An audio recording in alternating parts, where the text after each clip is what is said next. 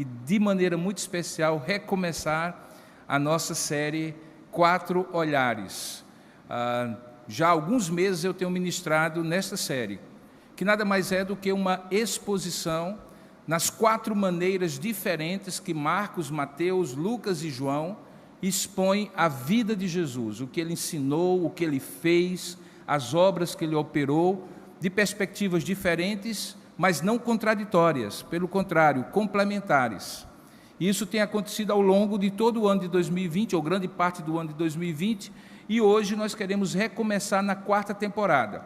A primeira temporada foi a temporada dos princípios, era assim o título que nós demos, e que conta a história de como Marcos, Mateus, Lucas e João contaram o início da história de Jesus. A gente viu que Marcos, o primeiro dos quatro evangelhos a ser escrito, o mais curto, também foi curto na maneira como começou a história. Já começou com Jesus adulto, sendo batizado no Rio Jordão por João Batista e começando o seu ministério. Não falou nada da infância dele e das origens dele. Já Mateus começa a sua história trazendo à memória dos seus leitores naquela época e de cada um de nós hoje, que Jesus, na verdade, é descendente de Davi, o rei de Israel, e a promessa era que o filho de Davi, do tronco de Jessé, o pai de Davi, viria o Messias. Portanto, Mateus tem o propósito de mostrar que Jesus é o Messias prometido e aguardado pelos judeus. Por isso ele começa com uma genealogia, a genealogia de Jesus. Lucas, que era o único não-judeu dos quatro evangelistas, um médico detalhado, bem meticuloso, conta uma história, a história de Jesus, inspirado pelo Espírito Santo, obviamente, traçando uma maneira com que alguém que ele chama de Teófilo, nós não sabemos se era uma pessoa real ou era um termo genérico, visto que o nome Teófilo significa amigo de Deus, para que qualquer pessoa, ele sendo ele mesmo uma pessoa ou outro, pudesse conhecer as verdades do Evangelho e, consequentemente, crer em Jesus Cristo como Senhor e Salvador da sua vida. É uma espécie de manual de catequese, o que Lucas faz no seu Evangelho de Lucas. E o último, que é o mais diferente de todos, porque os três primeiros nós chamamos de evangelhos sinóticos, eles têm mais ou menos a mesma sequência e olham mais ou menos a partir de uma única direção, é o Evangelho de João. E João vai mais ainda antes do que Mateus e Lucas foram quando contaram as genealogias de Jesus. João conta a origem divina de Jesus. Lembra? O Verbo estava com Deus, o Verbo era Deus. No princípio, todas as coisas foram feitas por intermédio dele e nada do que existe foi feito sem ele. Ali, João demonstra que Jesus é Deus e ele conta as histórias e principalmente os discursos de Jesus demonstrando essa verdade.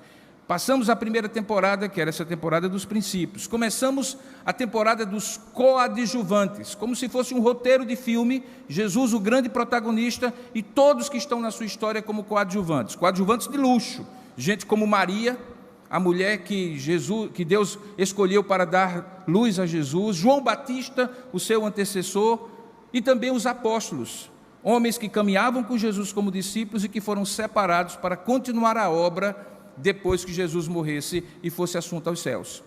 Os coadjuvantes eram importantes e são importantes para dar o contexto do que Jesus fez e falou, mas o protagonista é Jesus.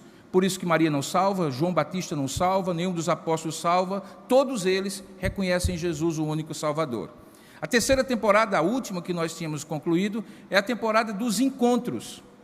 Jesus encontrou com pessoas, Jesus encontrou com grupos pequenos de pessoas, Jesus encontrou com grandes multidões de pessoas. E é incrível como cada uma dessas pessoas com quem Jesus se encontrou não saiu do mesmo jeito que chegou. Saía ou melhor ou muito pior. Pior quando rejeitava os seus ensinos e a sua pessoa. Melhor quando abraçava a fé e era por Jesus transformado. Houve momentos, inclusive, que Jesus estava diante de uma grande multidão, falou para essa grande multidão, encontrou-se com essa grande multidão, mas singularizou pessoas, ou grupos de pessoas. Alguns eram poderosos, como os religiosos da época, os homens do Império Romano, outras pessoas simples, os párias da sociedade, os excluídos. E Jesus encontrou com cada um deles e os transformou de uma forma ou de outra. Hoje nós vamos começar a quarta temporada. É a temporada que agora vai falar em 8 mensagens dos ensinos de Jesus. Não é à toa que todo mundo chama Jesus de mestre, o mestre dos mestres. Grande parte do ensino, ou grande parte do ministério de Jesus foi ensinar. Os evangelistas até resumem nas seguintes palavras: que Jesus ensinava, pregava o reino e curava toda sorte de enfermidades. Essa parte do ensino de Jesus foi muito abrangente. Jesus falou praticamente sobre todos os assuntos. Assuntos espirituais e assuntos bem materiais. Assuntos que já tinham sido tratados no Antigo Testamento e que Jesus diz assim: ouviste o que foi dito, eu porém vos ensino, eu porém vos digo. E coisas absolutamente que eram novas, como vinho novo, que não podia ser colocado em odre velho. Jesus falou sobre céu e terra, Jesus falou sobre riqueza e pobreza, sobre pessoas, grupos de pessoas. Jesus falou sobre o aqui, agora, o depois. E eu escolhi 8 assuntos, dentre esses muitos, para dar uma espécie de exemplo do que Jesus ensinou. E a grande pergunta a ser respondida nessas 8 mensagens será: o que Jesus ensinou sobre? Certamente vai faltar alguma dúvida sua. Você deve estar perguntando assim: o que Jesus ensinou sobre isso? Talvez não esteja na relação, mas talvez esteja. Hoje nós vamos começar sobre o que Jesus ensinou sobre o Pai e sobre o Espírito Santo. O Pai hoje pela manhã e o Espírito Santo à noite. E por mais que possa parecer estranho para você, na verdade, Jesus falou muito sobre o seu Pai. E Jesus falou muito sobre aquele que haveria de continuar a sua obra, o outro Consolador, que é o Espírito Santo. E talvez seja porque as pessoas não escutaram o que Jesus falou sobre o Pai e o que Jesus falou sobre o Espírito Santo, elas não compreendam a obra de Jesus e a obra das 2 outras pessoas da Trindade. Mas deixa eu lhe dizer uma coisa: nós não vamos falar sobre o Pai, o que Jesus ensinou sobre o Pai e o que Jesus ensinou sobre o Espírito Santo de maneira filosófica. Quando Jesus falou sobre o Pai ou sobre o Espírito Santo, ele falou de maneira bem prática, com implicações bem práticas para o nosso dia a dia. Diante dessa longa introdução, para situar especialmente aqueles que estão conosco pela primeira e segunda vez, os que estão participando conosco à distância e que não tinham participado antes, e eventualmente relembrar na sua memória, eu convido você a abrir a palavra de Deus no Evangelho de João, no capítulo 10, a partir do verso 22. Abra sua Bíblia, por favor, ou acompanhe a projeção em ambos os lados da plataforma. O nosso irmão presbítero Alisson falou na transparência e acabou revelando a idade dele. Mas, na verdade, são projeções, viu, Alisson? Esse equipamento é um pouco mais recente do que o antigo projetor de slides, como se lhe chamava. E mais antigo ainda do que o mimeógrafo, que foi como eu comecei há 35 anos, com aquele cheirinho de álcool ou de óleo. Tem o mimeógrafo de álcool e o mimeógrafo de óleo. Quem está rindo revela a idade. Quem não está sabendo o que está falando, coloque cara de paisagem, porque não é da sua época, é mais fácil você disfarçar, ok? João capítulo 10, verso 22, e nós vamos até o verso 42, são 20 versículos.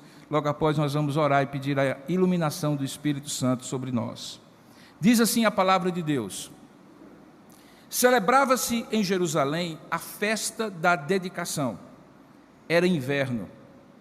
Jesus passeava no templo, no pórtico de Salomão, e rodearam-no, pois, os judeus e o interpelaram: até quando nos deixarás a mente em suspenso? Se tu és o Cristo, o Messias, dize-o francamente. Respondeu-lhe Jesus: eu já vos disse, e não credes. As obras que eu faço em nome de meu Pai testificam a meu respeito, mas vós não credes, porque não sois das minhas ovelhas. As minhas ovelhas ouvem a minha voz, eu as conheço e elas me seguem. Eu lhes dou a vida eterna, jamais perecerão, e ninguém as arrebatará da minha mão. Aquilo que meu Pai me deu é maior do que tudo, e da mão do Pai ninguém pode arrebatar. Eu e o Pai somos um. Novamente pegaram os judeus em pedras para lhe atirar. E disse-lhes então Jesus: eu tenho-vos mostrado muitas obras boas da parte do Pai. Por qual delas me apedrejais? Responderam-lhe os judeus: não é por obra que te apedrejamos, e sim por causa da blasfêmia, pois sendo tu homem, te fazes Deus a ti mesmo. Replicou-lhe Jesus: não está escrito na vossa lei, eu disse, sois deuses? Se ele chamou deuses àqueles a quem foi dirigida a palavra de Deus, e a Escritura não pode falhar, então daquele a quem o Pai santificou e enviou ao mundo, dizeis, tu blasfemas porque declarei sou filho de Deus? Se não faço as obras de meu Pai, não me acrediteis. Mas se eu faço e não me credes, crede nas obras, para que possais saber e compreender que o Pai está em mim e eu estou no Pai. Nesse ponto, procuravam outra vez prendê-lo, mas ele se livrou das suas mãos. E novamente se retirou para além do Jordão, para o lugar onde Jesus batizava no princípio, e ali permaneceu. Iam muitos ter com ele e diziam: realmente, João não fez nenhum sinal, porém tudo quanto disse a respeito deste aí era verdade, e muitos ali creram nele. Que Deus abençoe a sua palavra e nos ilumine a mente. Curva a sua cabeça por um instante, feche os olhos, vamos orar e falar com Deus. Vamos pedir a Deus que abra o nosso coração, o nosso entendimento.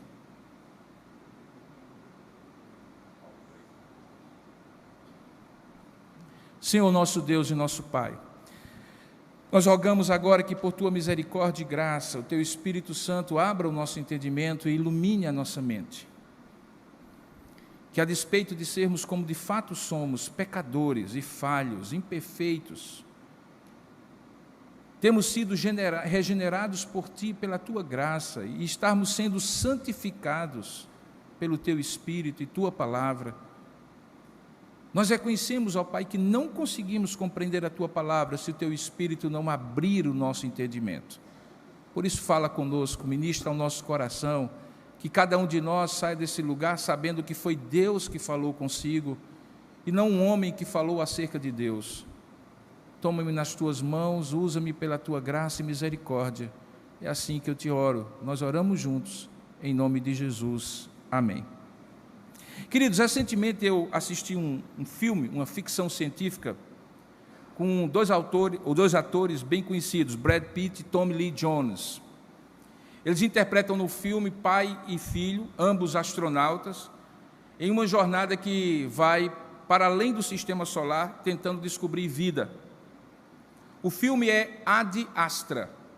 Não sei se é exatamente esse filme em todas as línguas, mas foi esse que eu assisti. Apesar dos atores que normalmente são associados a filmes de ação, né, de filmes de dramas violentos ou alguma coisa desse tipo, o filme é bem interessante, eu não vou fazer nenhum spoiler, mas ele usa e abusa de um tom intimista, apesar de ser uma ficção científica. É narrado, inclusive, na primeira pessoa, a voz do protagonista, Brad Pitt. E há muitos close-ups, muitas câmeras bem na face dos atores, como se quisesse extrair deles a emoção do que está acontecendo ali naquela cena, de suas palavras.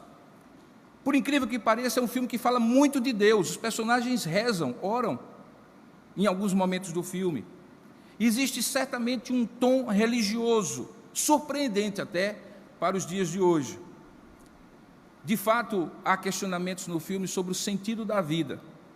O foco do roteiro, no entanto, é a relação desse filho com esse pai. Esse pai que está desaparecido, um herói da corrida espacial, o ano é 2045, em que ele vai resgatar na órbita de Netuno alguma possibilidade de existir vida inteligente fora do sistema solar. Só que ele fracassa na sua missão, e o filho é enviado para resgatar essa missão. O pai não admite que fracassou, e o filho, bom, o desfecho eu não vou contar, porque senão seria um spoiler.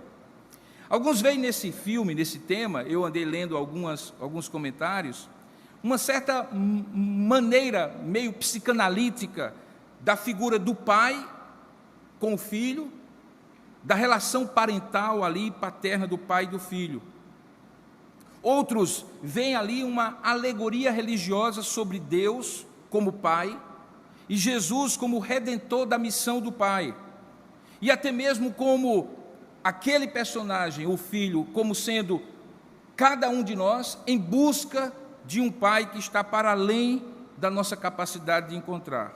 O fato é que eu, particularmente, enquanto assistia, me veio à lembrança como deve ter sido estranho para judeus do século I, ensinados pela Torá, a lei de Moisés, de que existe um único Deus. Lembrem que o Shema, a confissão de fé judaica é: ouve, ó Israel, o Senhor teu Deus é o único Deus e o único Senhor, não há outro Deus além de ti.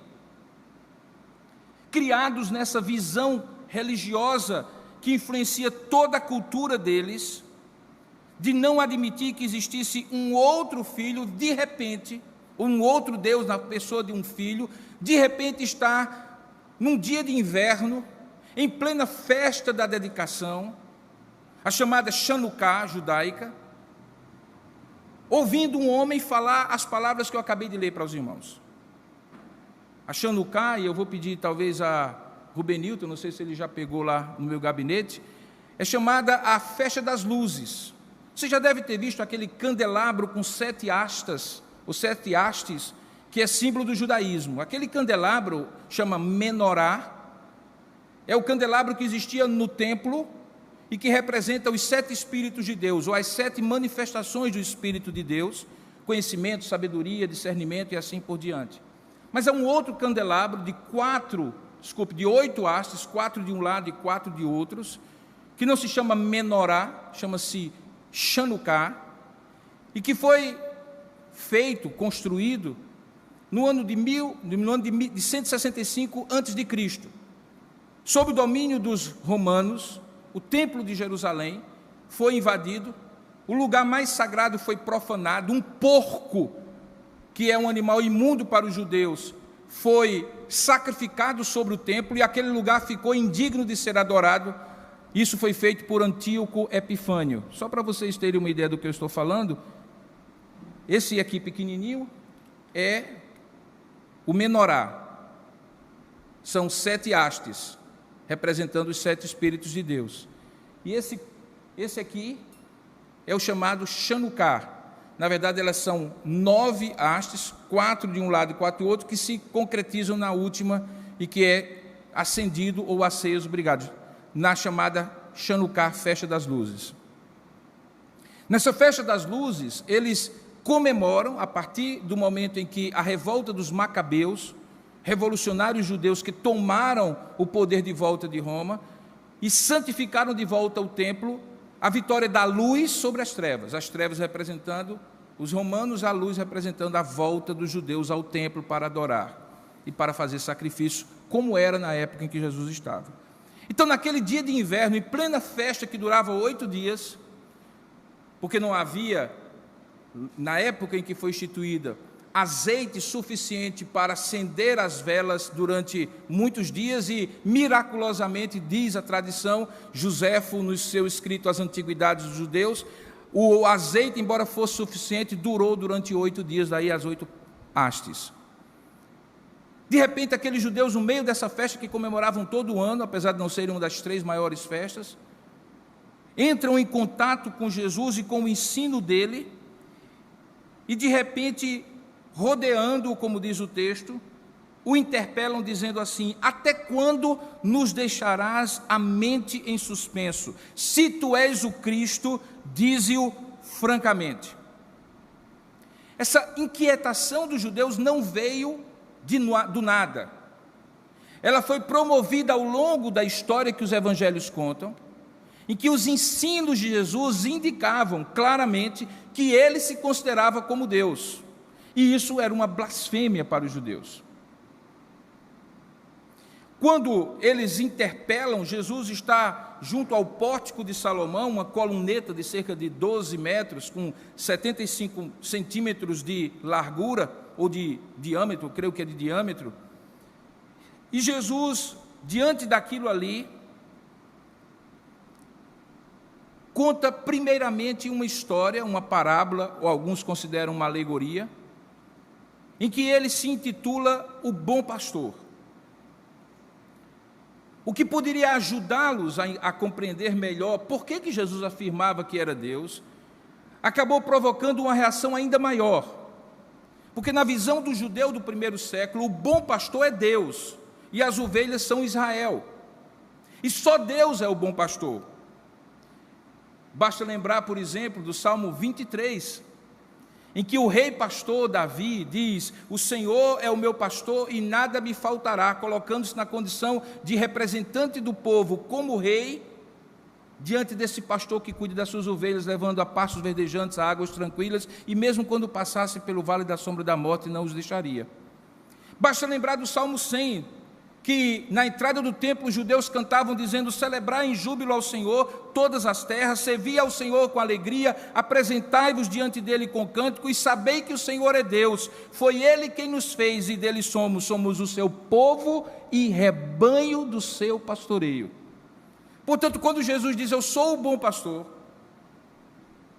aqueles judeus, por causa dessas palavras, pela compreensão que Jesus estava se colocando como Deus, rompem em ira e partem para Jesus, questionando se ele de fato estava dizendo-se como Deus.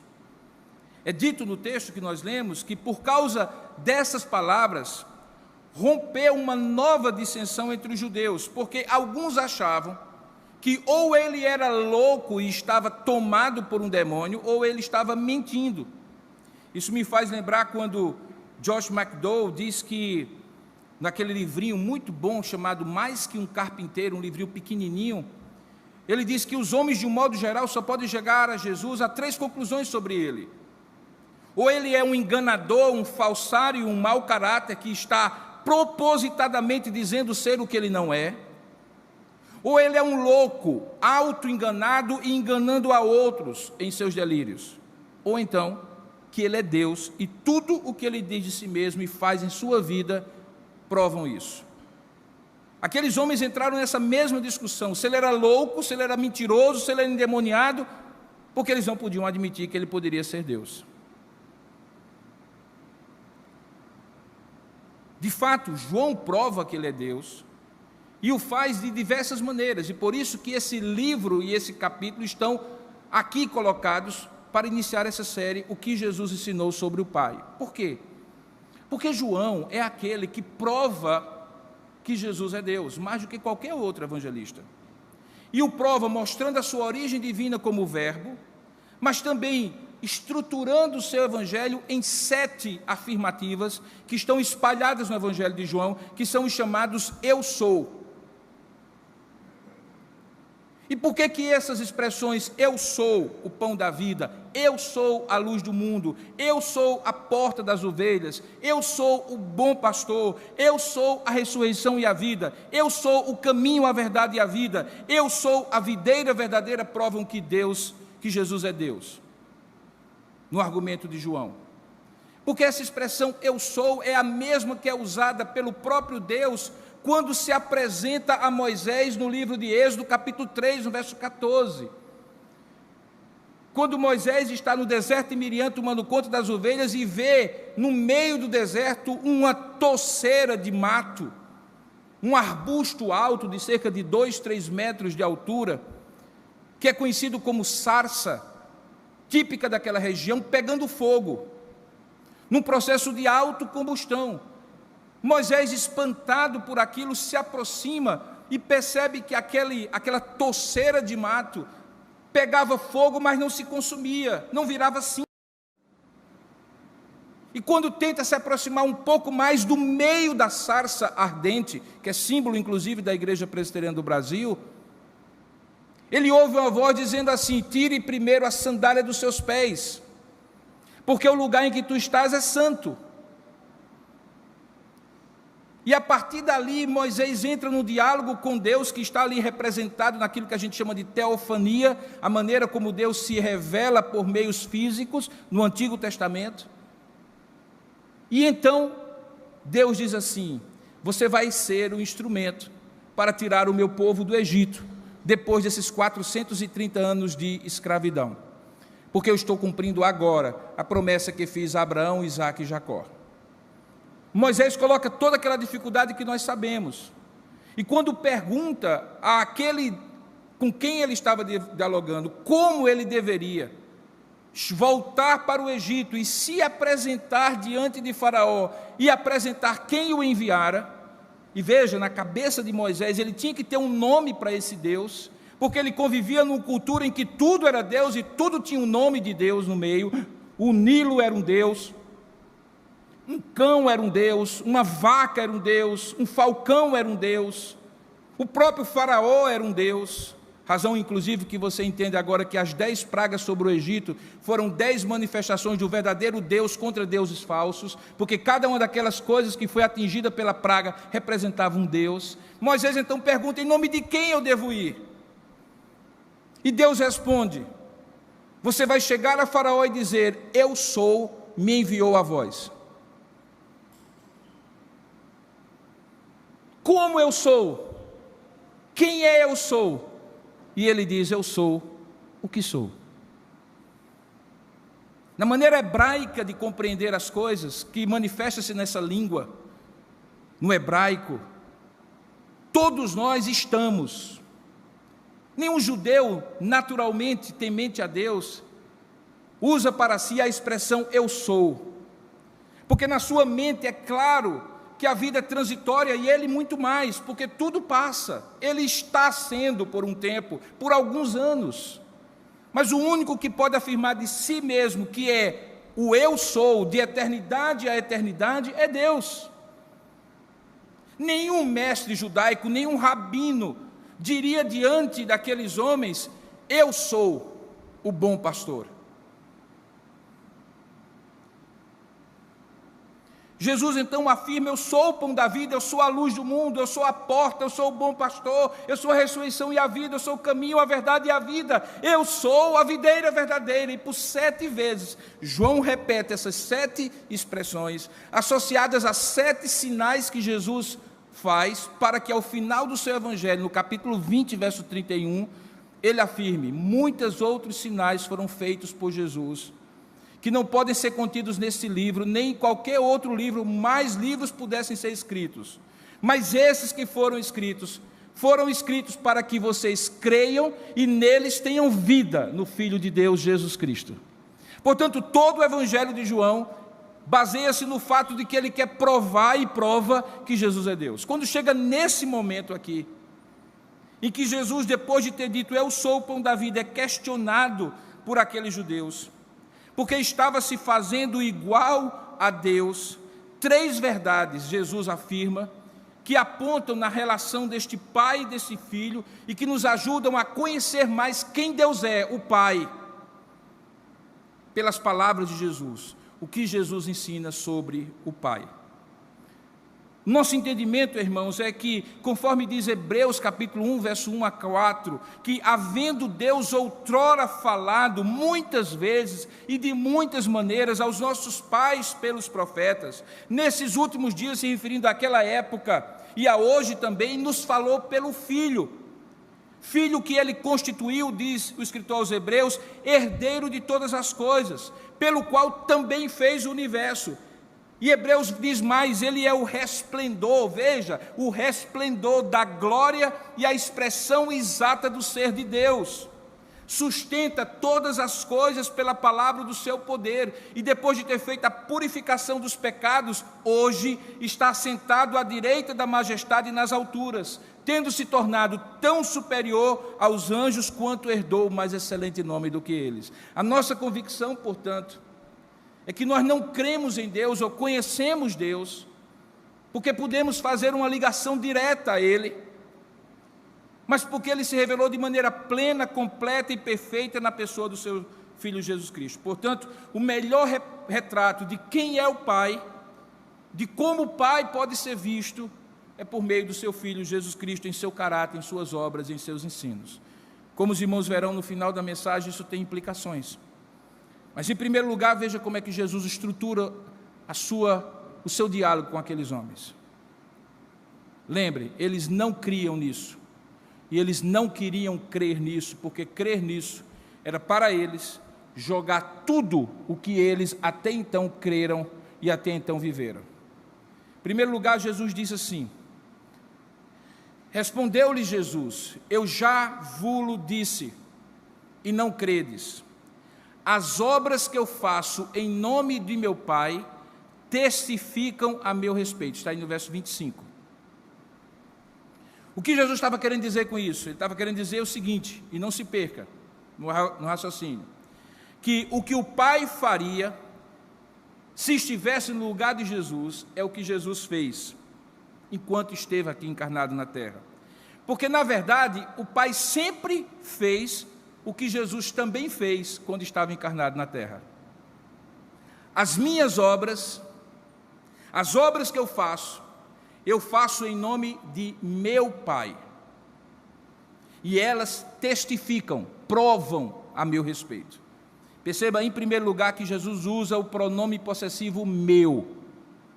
Quando ele ensinou os seus discípulos a orar, ele disse assim: e orareis assim, Pai nosso que estás nos céus. E qual é a diferença de Deus ser nosso Pai e de Deus ser o Pai de Jesus Cristo?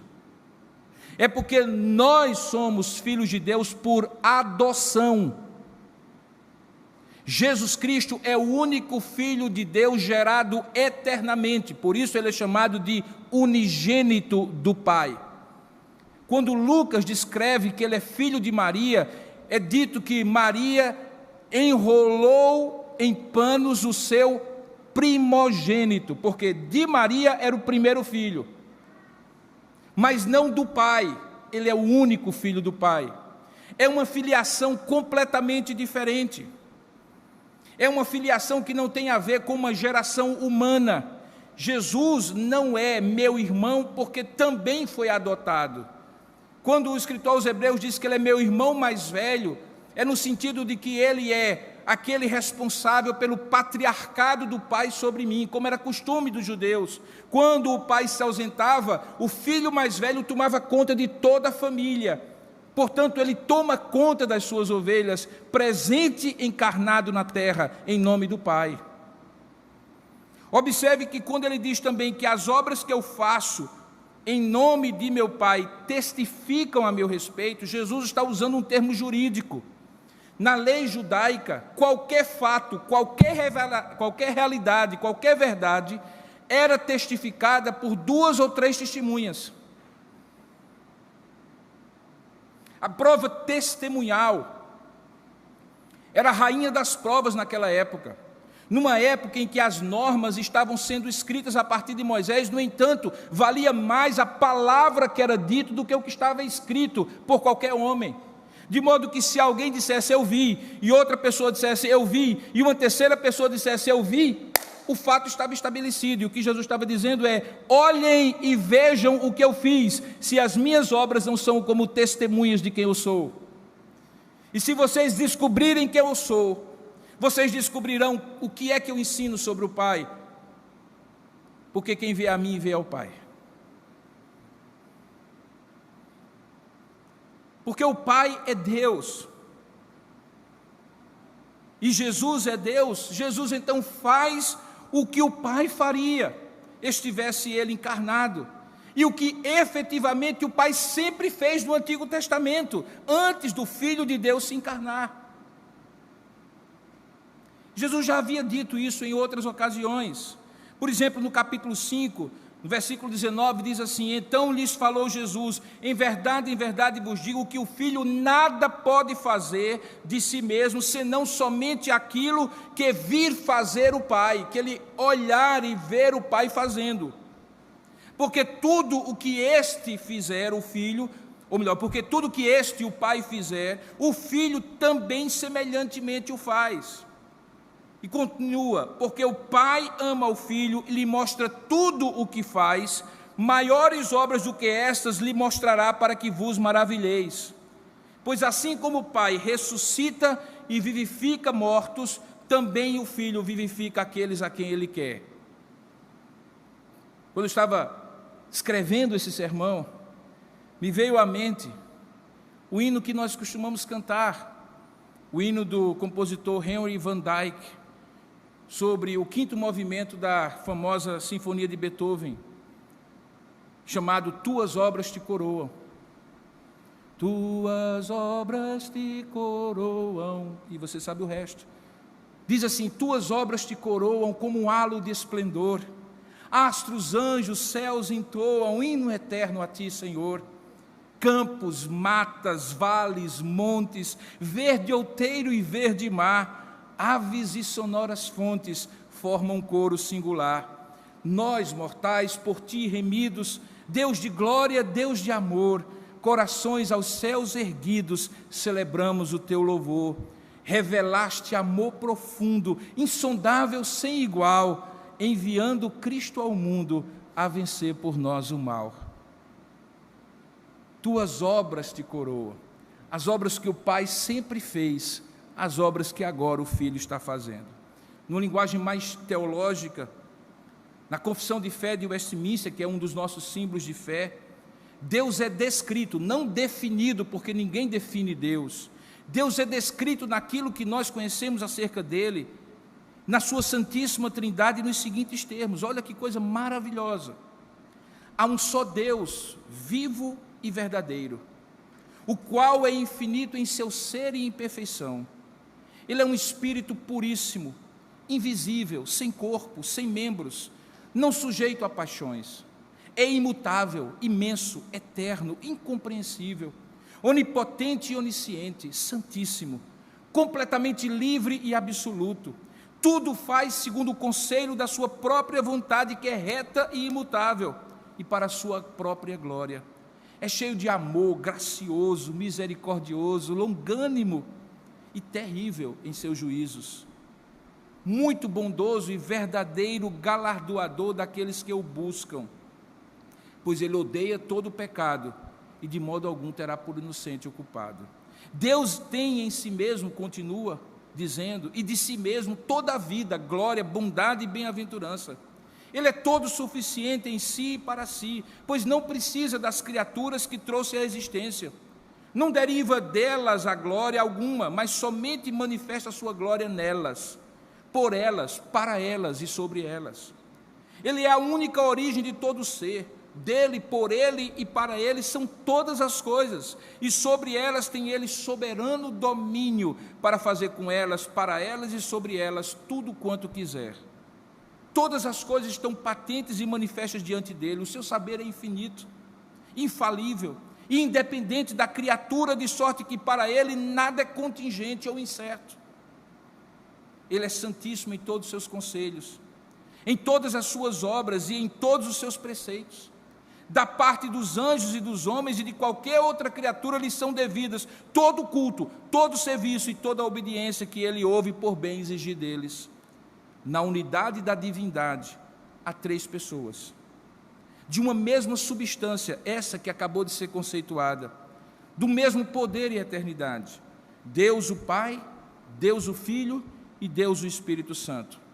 O Pai não é de ninguém, não é gerado nem procedente.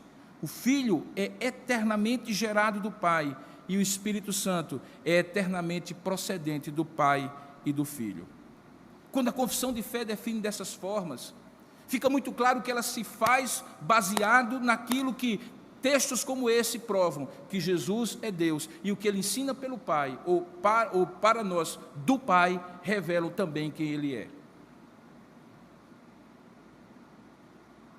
Observe que logo depois a reação dos judeus é curiosa, mas não é novidade, e não é desconhecida de cada um de nós nos nossos dia a dias.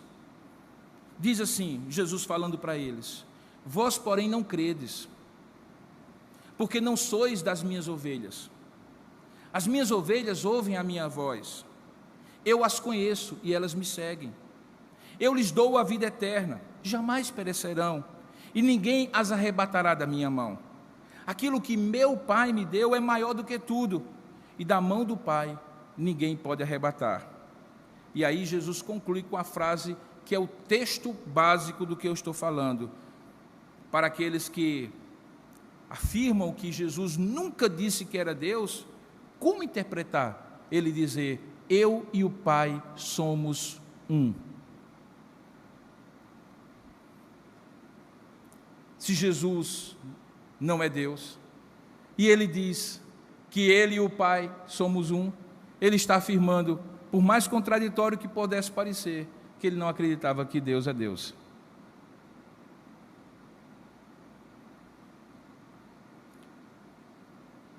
Portanto, as obras que Jesus faz apontam para o Pai e revelam o que ele diz ser o Pai, o ensino de Jesus sobre o Pai.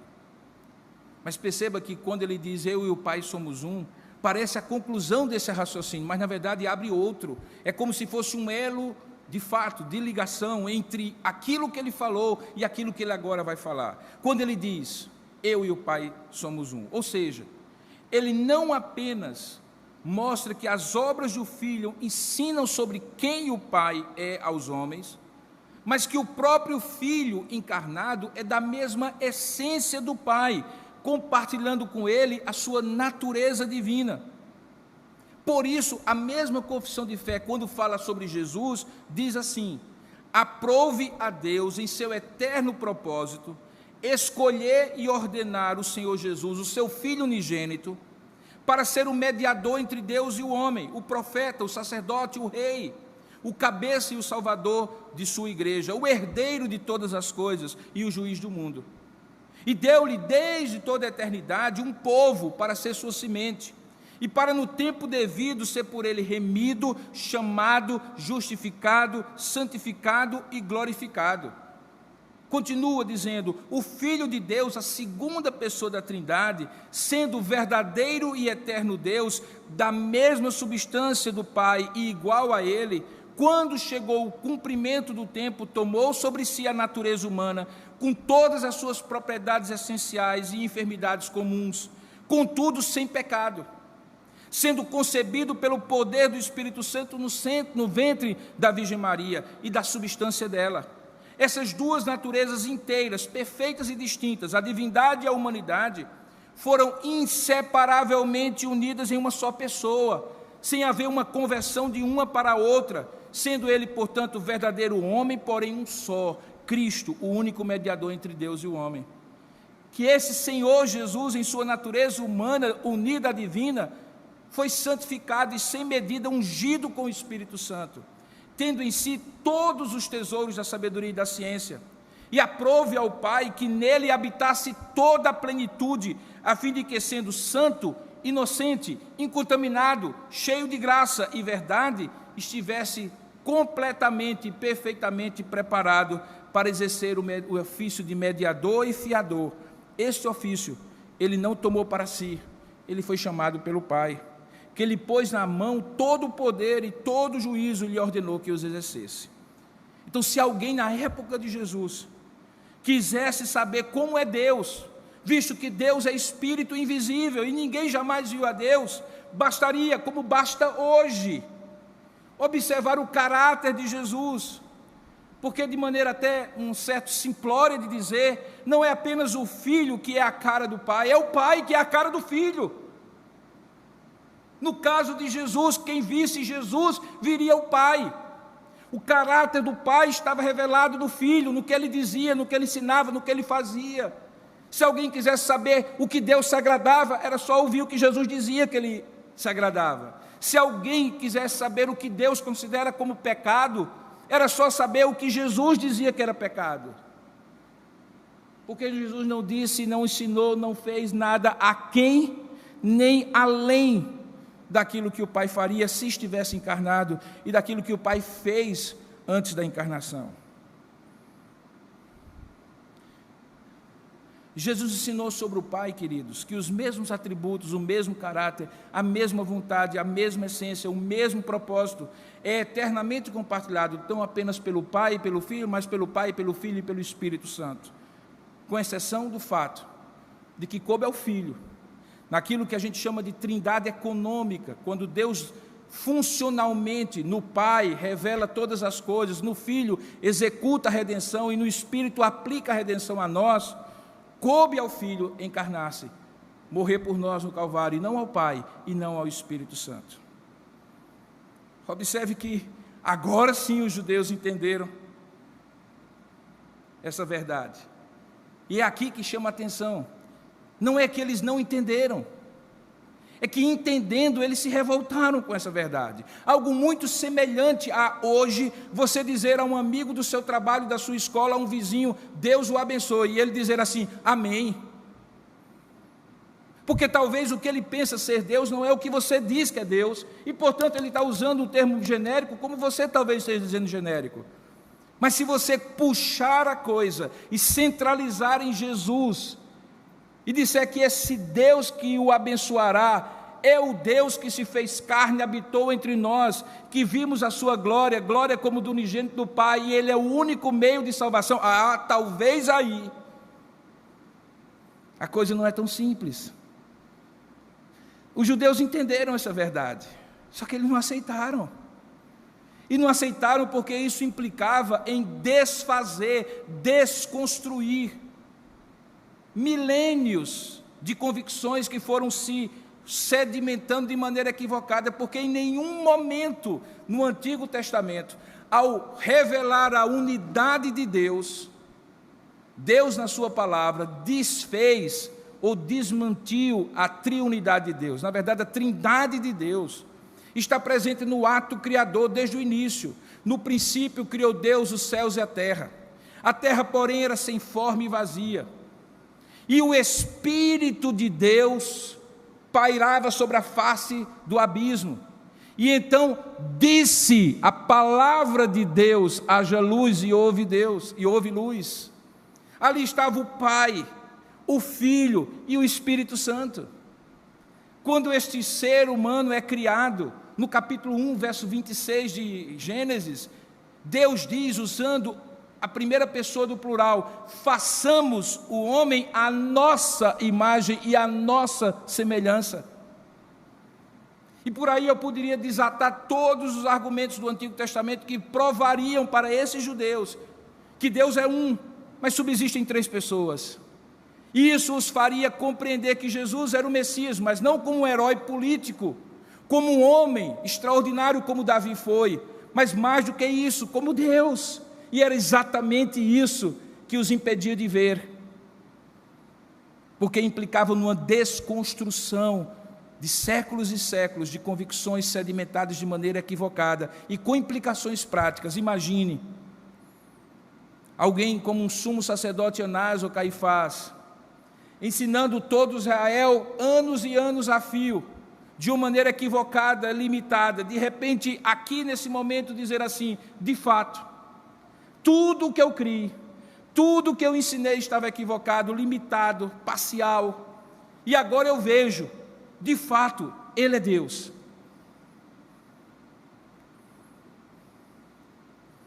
Por isso que João descreve o seguinte, que novamente pegaram os judeus em pedras para lhe atirar, e aí Jesus, de maneira magistral, diz assim, só um instantinho, por qual das obras vocês estão me apedrejando?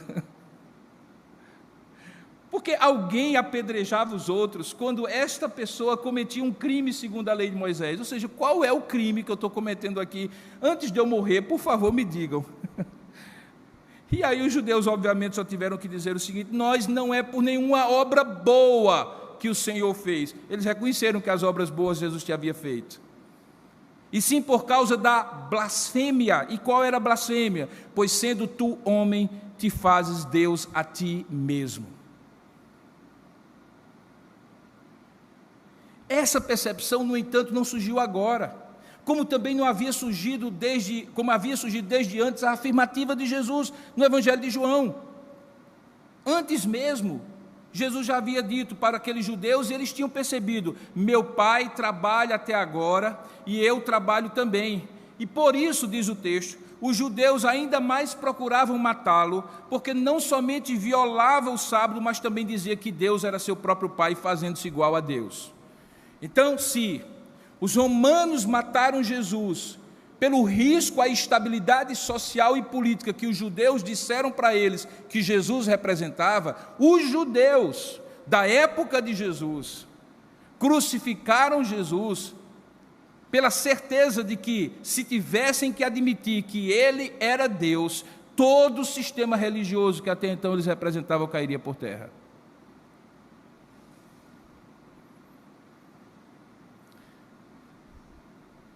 quando eles afirmam para Jesus que ele estava cometendo blasfêmia, então Jesus faz uma réplica que é inicialmente muito enigmática, as pessoas precisam entender melhor. Replicou-lhe Jesus, veja aí: não está escrito na vossa lei que Deus disse, sois deuses? Ora, se ele chamou deuses àqueles a quem foi dirigida a palavra de Deus, e a Escritura não pode falhar, então daquele a quem o Pai santificou e enviou ao mundo, ou seja, eu, como podeis dizer, blasfemas, porque eu declarei sou filho de Deus? Do que Jesus estava falando? Jesus estava falando do Salmo 82, irmãos.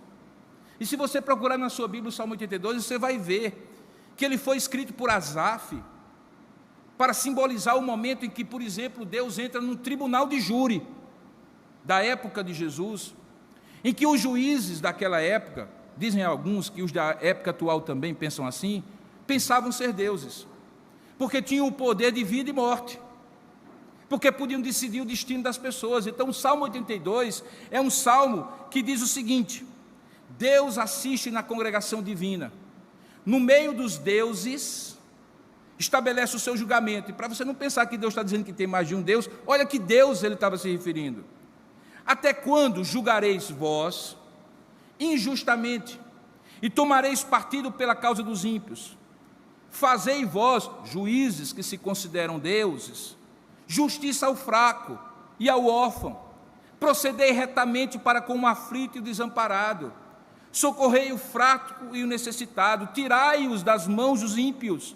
Eles nada sabem, na verdade, nem entendem, vagueiam em trevas, vacilam todos os fundamentos da terra. Eu disse, sois deuses, todos filhos do Altíssimo. Todavia, como homens que vocês são, vocês vão morrer, como qualquer dos príncipes, vocês haverão de sucumbir.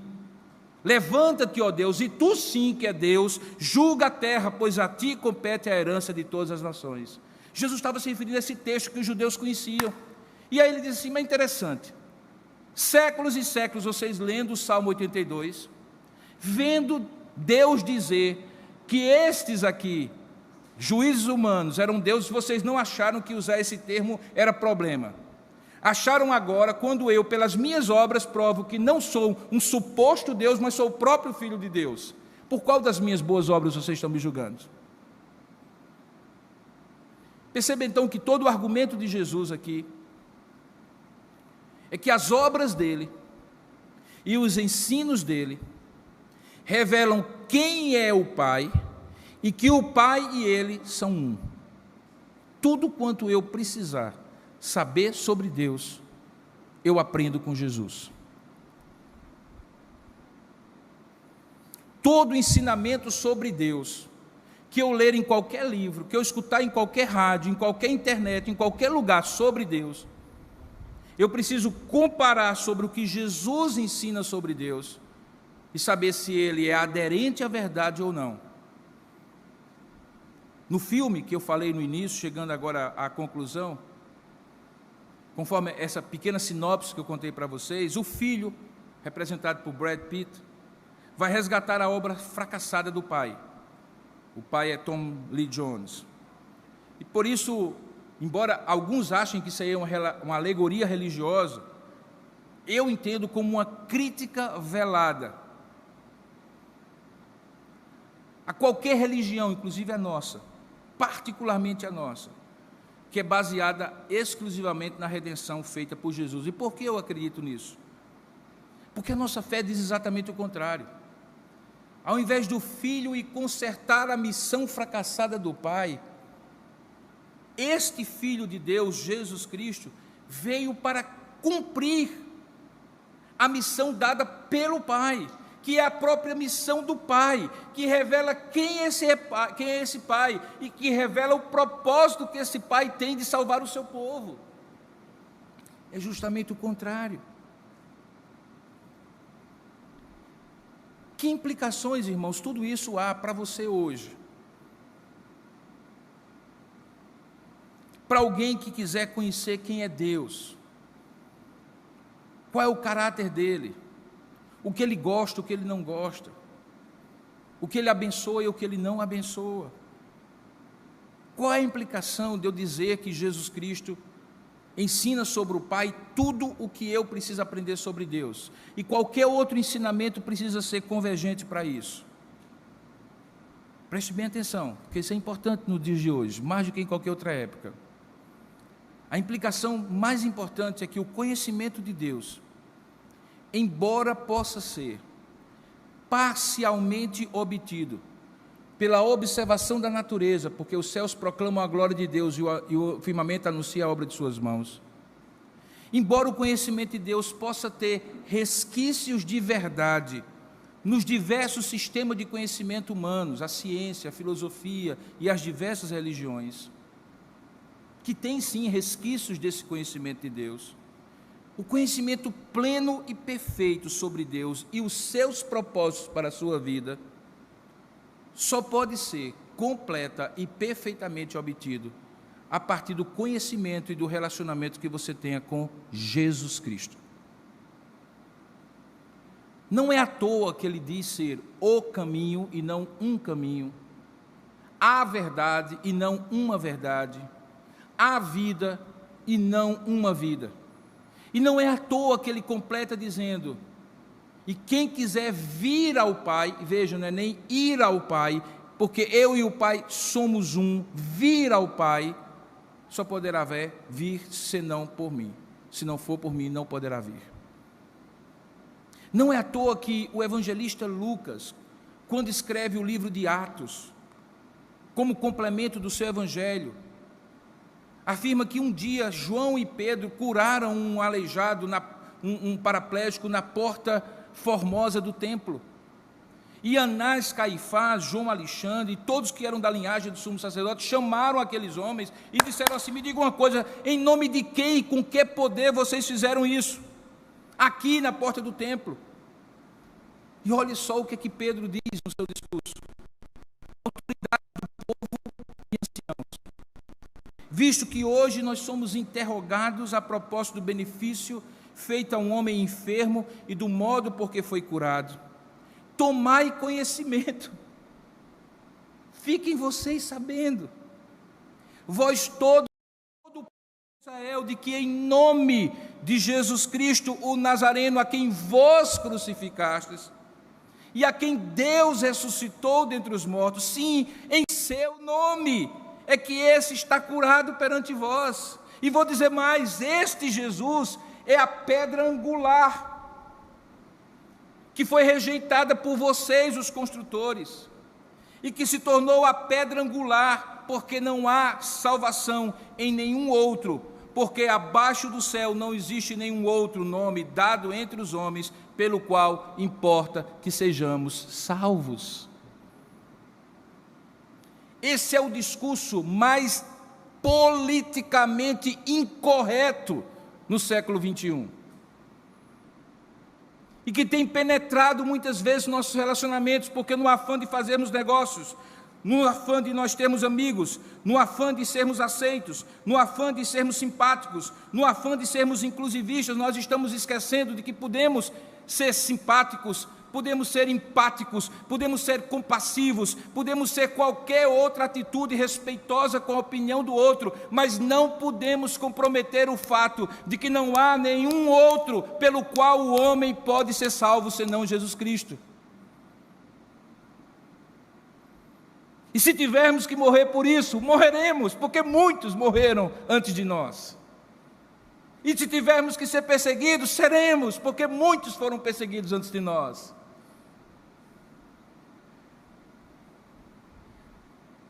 O cristianismo é uma religião inclusivista, porque Deus amou o mundo inteiro e deu o seu único filho para que todo aquele que nele crê não pereça, mas tenha a vida eterna. O cristianismo é uma religião exclusivista, porque embora Deus possa usar muitos meios para você chegar a Jesus, a partir de Jesus só existe um caminho, é Ele mesmo, porque Ele e o Pai são um, e as obras que Ele faz e faz por causa da missão que recebeu do Pai, porque Ele e o Pai são um. Agora, atenção, antes que você confunda, essa exclusividade não é religiosa. Ela não é dos católicos romanos, dos protestantes, dos presbiterianos. Ela é uma exclusividade em Cristo, de Cristo e para Cristo. Essa exclusividade não se baseia em mérito humano. Não é porque você é bom e segue a Cristo que você é salvo, está certo e todo mundo está errado. É justamente o contrário. E talvez não seja simpático eu dizer aqui, é porque você era ruim demais para se salvar. Era porque eu era ruim demais para me salvar. Só é salvo quem não pode se salvar. Só precisa de um redentor, quem não consegue se libertar de si mesmo. Razão porque é justamente o contrário, é porque você não é bom e não consegue seguir a Cristo, é que você é salvo por Cristo para segui-lo. E digo mais, como você verá à noite, e para garantir a Ele essa certeza de que você continuará seguindo até o final, Ele ainda coloca o Espírito Santo para habitar em você, como nós falaremos à noite, naquilo que Jesus ensina sobre o Espírito Santo. Portanto, não há motivo de orgulho, de pretensão, de autossuficiência em ser cristão, irmãos, mas de humildade, de gratidão e de confiança exclusiva em Cristo. Nós fomos colocados no aprisco por graça e misericórdia, mas é preciso dizer que tudo o que eu posso compreender perfeita e completamente sobre Deus está revelado em Cristo, e é a Ele que eu devo ir. Essa é a principal implicação. A segunda implicação é que, por causa disso, a pessoa que em última instância, mas também em primeira instância, eu devo viver é para Cristo. Lá na frente, na série de exposições dessa temporada, eu vou falar sobre o que Jesus ensina sobre família e relacionamentos interpessoais. Por isso que eu não vou desenvolver tanto isso aqui agora. Mas em resumo eu diria o seguinte, que quando Jesus disse assim, se alguém amar mais do que a mim, a seu pai, a sua mãe, a sua mulher, a seus filhos, não é digno de mim, Ele não estava dizendo que você não deveria ser um bom marido, uma boa esposa, um bom filho, um bom pai, um bom irmão. Ele está dizendo que você só será um bom pai, um bom esposo, um bom filho, uma boa mãe, uma boa esposa, se você amar a Ele em primeiro lugar. Porque a lei se resume a amar a Deus acima de todas as coisas, para só então amar ao próximo, seja ele o mais próximo, com quem você divide a cama e a casa, e aí você poderá amá-lo. Por que isso é importante, irmãos? Porque nós vivemos numa época de decepções. Nós vivemos numa época de relacionamentos frustrados. Nós vivemos numa época de frustrações com as pessoas. Às vezes as mais próximas são as que traem em nós de maneira mais assintosa e dói. A infidelidade conjugal, a ingratidão filial, o descuido parental, os relacionamentos de amizade por interesse, por falsidade, os projetos de pessoas que nos atraem com ideias e pensamentos e propostas e depois traem aquilo que prometeram. Pessoas que foram postas para nos governar e que ficam entre si batalhando para ter os seus interesses próprios prevalentes sobre os interesses da grande maioria do povo. Nós vivemos uma época de frustrações. Em quem confiar? Em quem dizer assim, eu vivo para essa pessoa e ela nunca vai me decepcionar? Você pode falar isso do seu marido? Você pode falar isso da sua esposa? Você pode falar isso do seu pai, do seu filho? Por mais que eles se esforcem, você pode falar isso de um político? Você pode falar isso de um pastor? Não! Quando Jesus chama para si essa exclusividade, Ele está dizendo que o caráter dele é tão firme e fiel, e esta é a grande implicação, que eu posso confiar nele tanto quanto confio em Deus, porque Ele é Deus, eu e o Pai somos um. Tudo que é fiel em Deus é fiel em Jesus, tudo que é leal em Deus é leal em Jesus, tudo que o Pai é de bom caráter, Jesus é de bom caráter, e eu aprendo isso olhando para Jesus, porque Jesus reflete quem Deus é, o Pai é.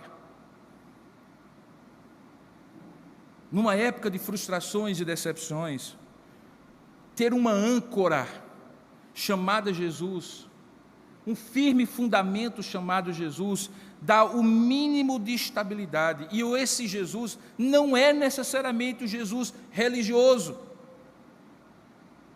É o Jesus da experiência pessoal, sua, íntima, com Deus, segundo a palavra e movido pelo Espírito Santo, em que a igreja pode lhe ajudar, e quando lhe ajuda, ajuda muito, embora também quando lhe atrapalha, atrapalha mais ainda. Portanto, não tem a ver com estar aqui ou ser membro dessa igreja, tem a ver com caminhar com Jesus. E caminhando com Jesus, conhecer mais de Deus. Terceira e última implicação é que todos nós somos movidos como seres humanos por projetos de realização. Preste bem atenção nisso aqui, viu? Preste bem atenção nisso aqui. Você nasce com uma semente na sua natureza de potencialmente atingir todos os seus sonhos e projeções. Eles são imensos, né? Quando a gente é mais jovem. Eles vão se afunilando quando a gente vai ficando mais velho. Alguém já disse que quando eu era jovem eu queria mudar o mundo. Quando eu me tornei adulto eu queria mudar a minha cidade. E hoje, já na maturidade, se eu conseguir ver a minha vida transformada, já será um grande sucesso. Por que isso? Porque nenhum de nós nasce do acaso e para o acaso. Existe um senso de missão e de propósito, que cada um de nós carrega porque fomos feitos à imagem de Deus. Alguns dão o nome disso de vocação, de missão, de propósito, de sentido. E é fato. No decorrer da vida, você se apega a determinadas coisas.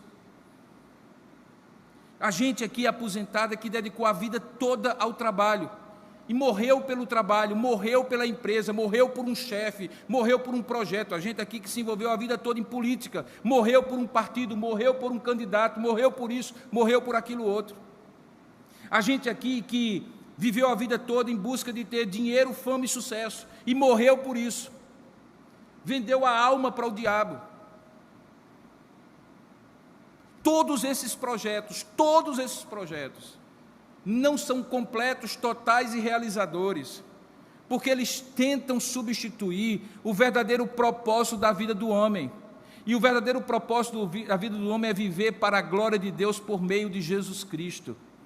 Todas essas outras coisas são meios acessórios, são pretextos, são circunstâncias que Deus coloca na sua vida, na sua vocação, pela sua família, pelos seus projetos pessoais, para concorrerem conjuntamente para um propósito de Deus.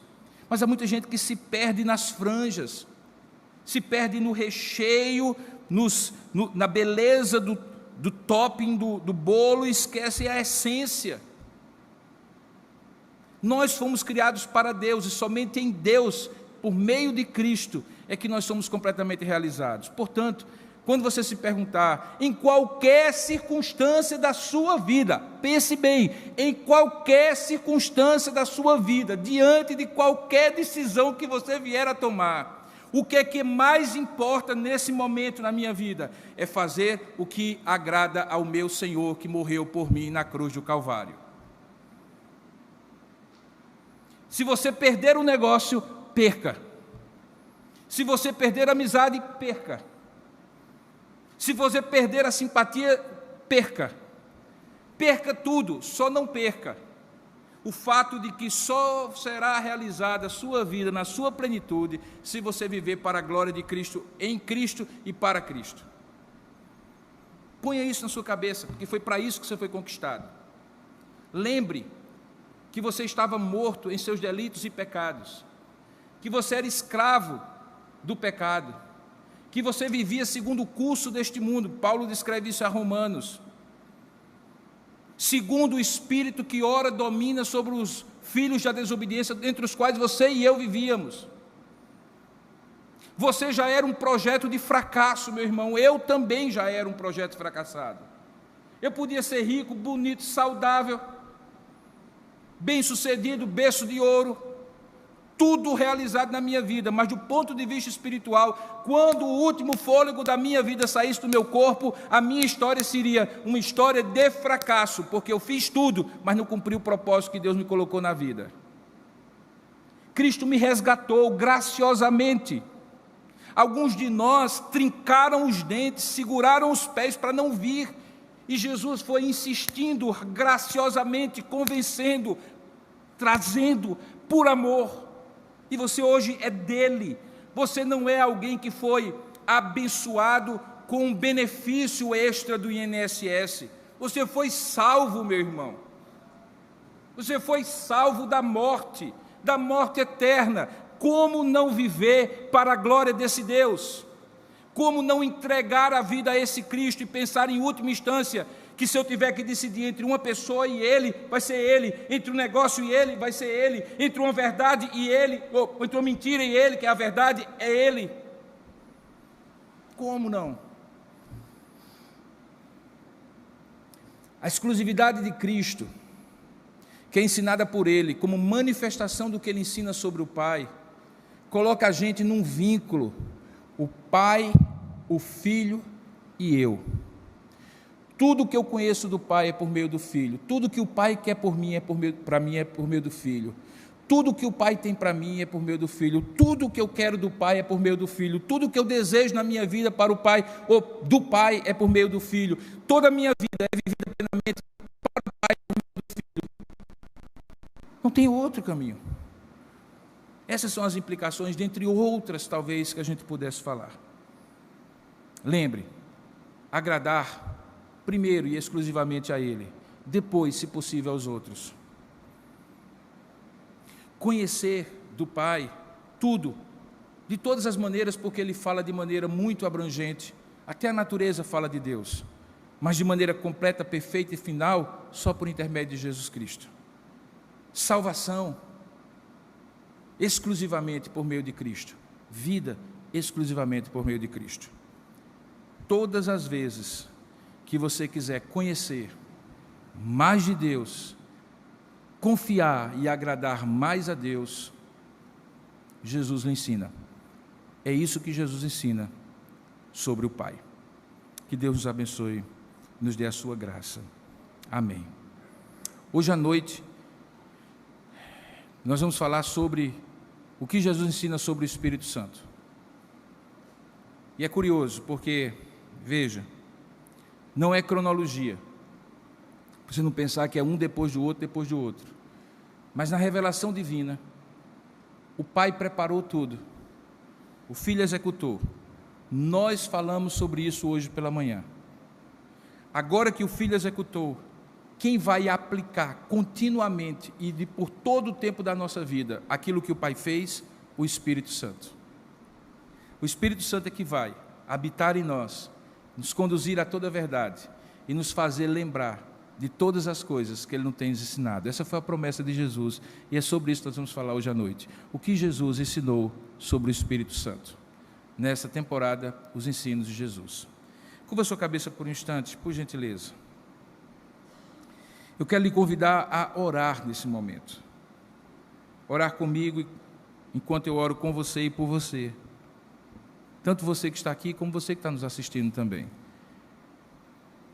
Ó Deus amado e querido Pai, nós louvamos o Teu nome pela exposição da Tua palavra que confronta a cada um de nós, nos fazendo lembrar verdades que Tu mesmo revelaste, principalmente, nos conduzindo a Deus, o Senhor, o Pai, o Filho e o Espírito Santo. Louvamos o Teu nome por esse texto maravilhoso da Tua palavra, que é lâmpada para os nossos pés, luz para o nosso caminho, que alimenta a nossa alma. Louvamos o Teu nome, Pai, porque aprendemos hoje que tudo que precisamos saber de Ti, Senhor, o Teu Filho já nos ensinou e continuará nos fazendo lembrar pelo Teu Espírito. Ajuda-nos a pensar, ó Deus, nessa hora, mas não apenas a refletir, mas a confiar e vivenciar a exclusividade do nosso Senhor Jesus Cristo na nossa vida, de que não podemos ser desleais a Ele, mesmo querendo ser leais a Ti, e por isso nós Te oramos, ajuda-nos, ó Pai, a darmos a maior glória a Cristo, porque assim teremos também dado a maior glória ao Pai e ao Espírito Santo. Oramos assim, Pai, pedindo que o Senhor confirme no nosso coração e aplique a vida de cada um de nós que está aqui, daqueles que haverão de assistir, participar deste culto e ouvir essa mensagem, para que tudo aquilo que o Senhor nos ensinou sobre o Pai revela-se em Jesus Cristo. Muito obrigado, Senhor, pois é em nome dele que nós te oramos. Amém, Pai.